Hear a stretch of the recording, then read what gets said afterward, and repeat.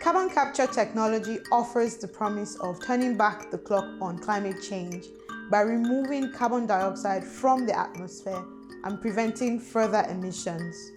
But capturing CO2 before it's emitted or pulling CO2 out of the air is only the first step in this process.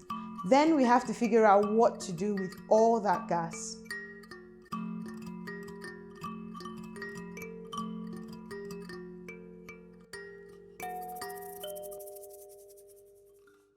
This video is the second in our two-part investigation of carbon capture and storage, one of several techniques we are reviewing in our special series on carbon dioxide removal strategies.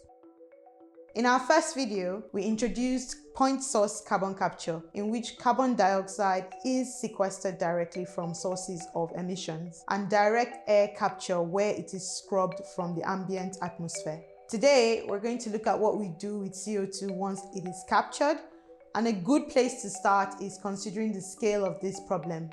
How much CO2 are we dealing with?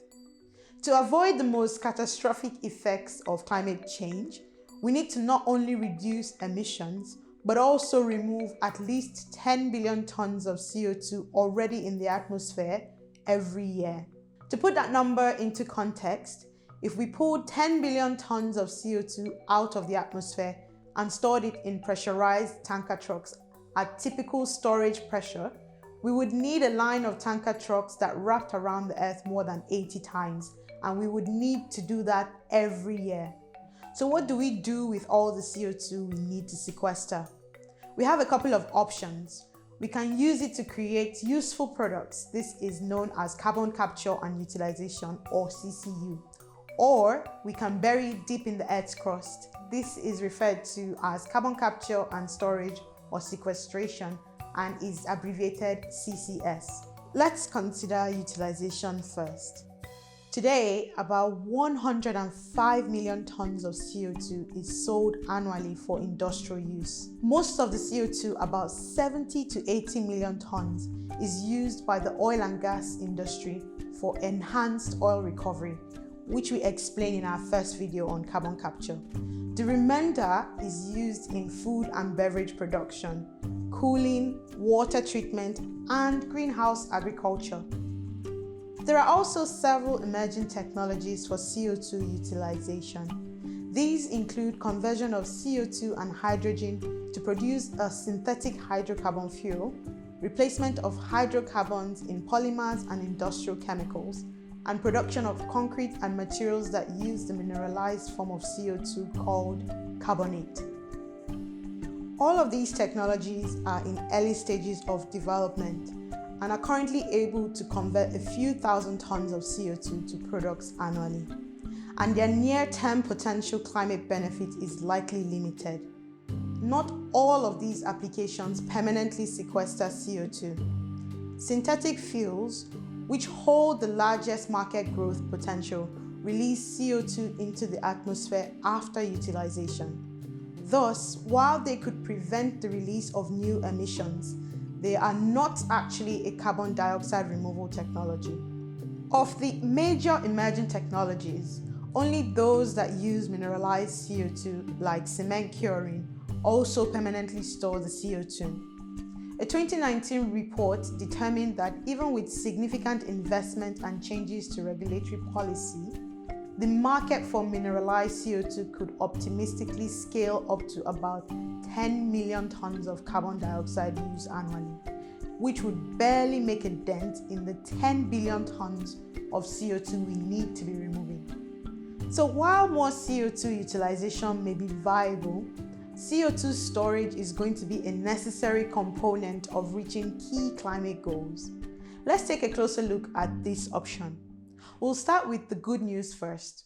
There is no shortage of places to store CO2 underground, as Dr. Julio Friedman, senior research scholar at Columbia University, explains.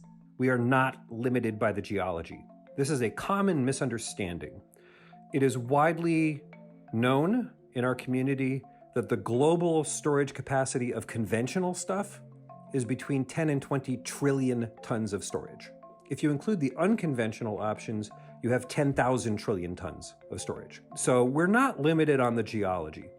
If we continue emitting greenhouse gases at our current rate, this volume could sequester all anthropogenic CO2 emissions for hundreds of years. Let's break that down a little bit. Conventional geologic storage involves injecting CO2 into underground rock formations that are well suited to trapping large volumes of liquids or gases. Examples of these types of formations are saltwater-filled aquifers called saline formations or depleted oil and gas reservoirs. In these types of deposits, CO2 would be stored in the same way oil and gas is stored naturally before it is extracted. There are also a few types of unconventional geologic storage. One is in formations composed of less porous sedimentary rocks like shales or unminable coal seams. The other is in rock types that are reactive with CO2 like basalt. These kinds of rocks will form carbon-bearing minerals that ensure permanent CO2 storage in a process called mineralization. So what would it take to use all of this geologic storage space? Well, more good news about CCS. There is no technical problem to this. We can build a CO2 pipeline from a steel mill to a storage site. We know because we have 5,000 miles of CO2 pipeline in the United States. They've been regulated since 1972 by the Department of Transportation. We can permit CO2 storage wells. The EPA has been in that business since 2010, and the CO2 storage systems work. We have been storing CO2 underground for 50 years without incident, without leak, without problem. So we know how to do it. We've been doing it well. The technologies exist. Those are not the barriers. The barriers are us. Do we choose to do this or not? If we choose to do this, however, there are logistical hurdles we need to overcome, namely building the infrastructure and policy framework so that CCS can operate on the scale of billions of tons of CO2 storage annually. Most point sources of CO2, like factories and power plants, are hundreds or thousands of miles from geologic formations that are well suited for storage. We can use ships to transport CO2 over distances on the scale of thousands of kilometers, with transport costs ranging from about $25 to $50 per ton. But for CO2 transport over land or over shorter distances, pipelines are the most cost-effective option. Building a network of pipelines that would connect all point source locations to injection sites across a continent would require enormous upfront investment. For example, for the United States to reach its net zero goals, they would need to expand the existing pipeline network about 13 times to be able to transport the necessary billions of tons of CO2 annually. The upfront capital investment for this would be 170 to 230 billion US dollars to create the CO2 pipeline infrastructure. An additional 13 billion US dollars would be needed for early stage development of storage infrastructure. This includes stakeholder engagement, site characterization and appraisal, and permitting of appropriate storage basins. So how does this translate to the cost of removing 1 ton of CO2 from the atmosphere? It depends on the policies in place for how point source users pay to access the pipelines. If capital and maintenance costs of the pipeline network were shared equally across all point source users, it would cost about 10 to 16 US dollars per ton of CO2 transported. If instead CO2 producers have to pay per kilometer that their product travels in the pipeline, these costs could become prohibitively expensive for more remote point source sites, and the US would not be able to sequester as much CO2. This is why a policy framework has to develop in tandem with the infrastructure framework. CCS is not going to be economically viable in most cases without policy support from governments. To see why, let's take a look at the total cost of CCS as well as potential sources of revenue to cover those costs. Here, We are illustrating the cost of capturing CO2 from each major industrial source and the lowest potential cost of direct air capture. As we discussed in our video on carbon capture, point source capture costs between 15 and 120 US dollars per ton of captured CO2, with the averages for each sector shown here. Add to that the lowest estimated transport cost of $10 to $16 per ton, and the cost of storage estimated to be around $5 to $13 per ton.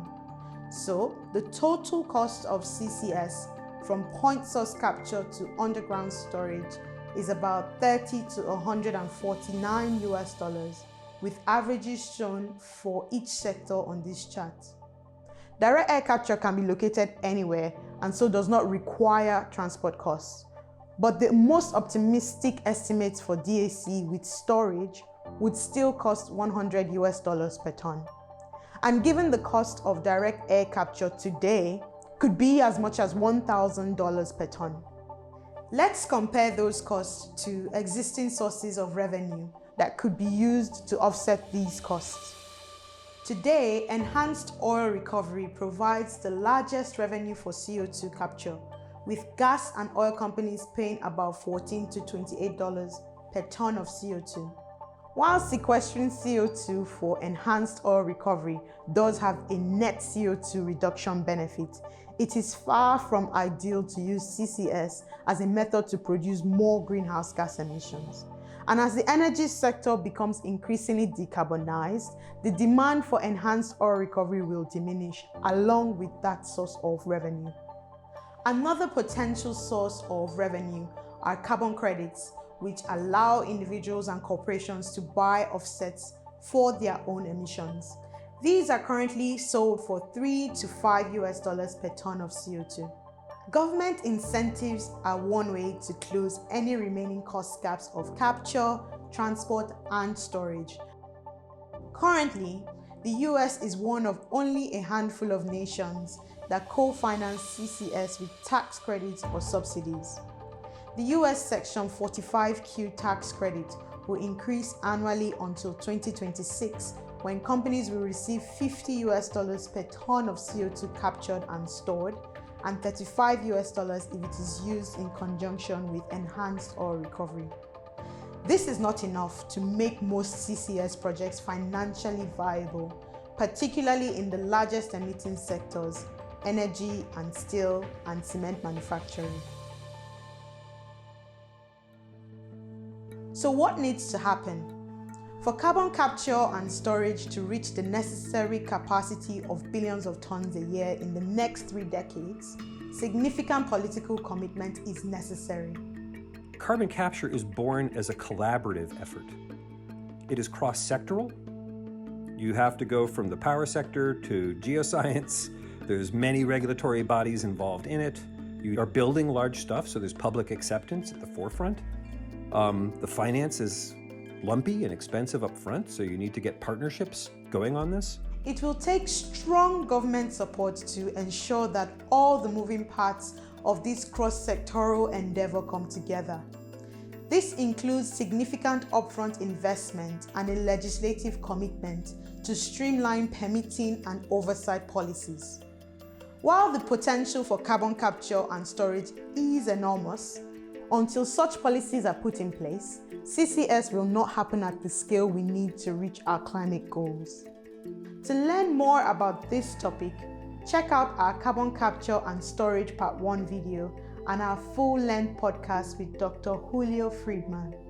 And to sign up for new releases and more, visit climatenow.com. Thanks and see you next time.